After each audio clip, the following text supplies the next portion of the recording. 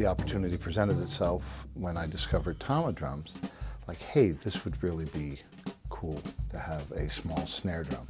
Tama's approach was similar to the philosophy that they had with STAR drums. So the genesis of the drum was no holds barred, no limitations. What's the best snare drum we can make? The Ash Stave proved to be the winner for me, hands down, but we didn't limit our search to Ash. We tried walnut, we tried different diameters, we tried 6x12. The 6x10 had the speed in terms of response, and because of the combination of the ash wood and the stave construction, it just seems to have a depth that I don't normally associate with what a lot of people call popcorn drums. Because popcorn drums usually sound, I don't know, it's kind of like popcorn, you know, not too expensive and disposable.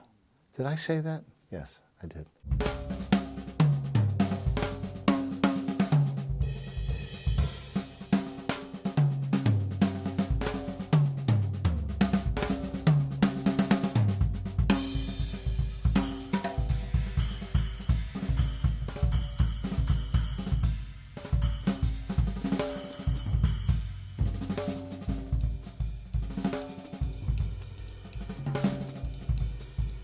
If you recognize and value the quality of the STAR system, then the mezzo snare will fit perfectly into that. It's super responsive. It's got the bite that you want from a small snare drum, but it has a level of warmth and depth to it that surprised me. So I was immediately like, wow, once I played this prototype, I was like, let's not change anything.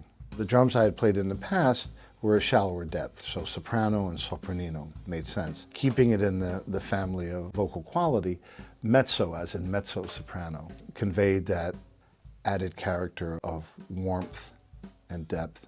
And in fact, mezzo-sopranos, that's really my favorite voice quality and pitch. And most of the jazz singers who I love to listen to are mezzo-sopranos. So that was a lot of fun to aim the drum's identity in that direction.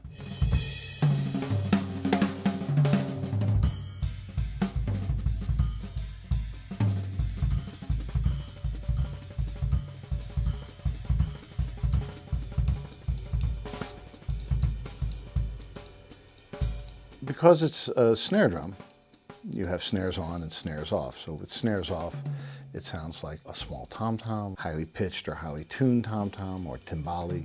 It can sound like any number of drums. It's great for Brazilian music.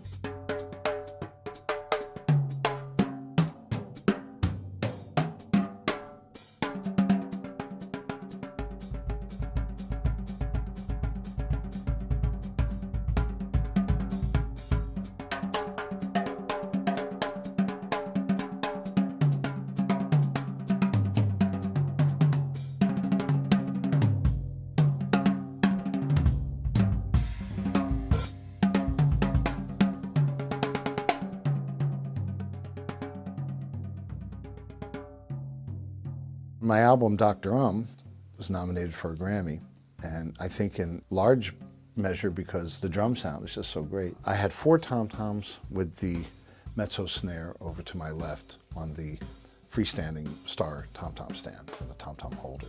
It's kind of like a spice a lot of times. So, you know, the bass drum you're using most of the time, the snare drum you're using most of the time. But when you add the right spice in just the right amounts to anything, it just brings it to life. And so on the album, just every once in a while, I'll go over to that drum, and having it set up on the left then puts it in the extreme in terms of the stereo imaging. And all of a sudden you just hear this other snare drum come out of nowhere. The great thing about the drum is that dynamically, you know, you can go everywhere. When you play loud and really slam it, it doesn't choke. When you play soft, it responds to everything you play. And that's what you want an instrument to do. That's what a great instrument should do. It responds to everything you play. So then your imagination is your only limit.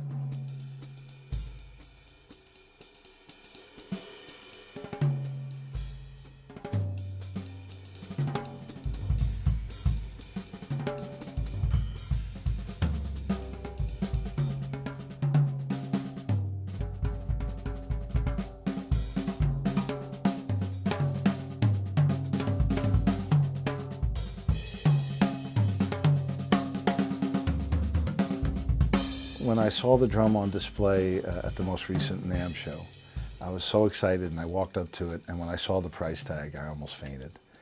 It's an expensive drum, but when I stopped to think about it and thought about, all the STAR features and qualities that are built into the drum that make up the drum, kind of from the ground up.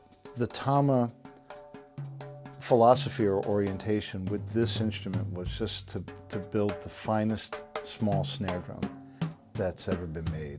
The signature mezzo snare, it's really the pinnacle for a small add-on snare.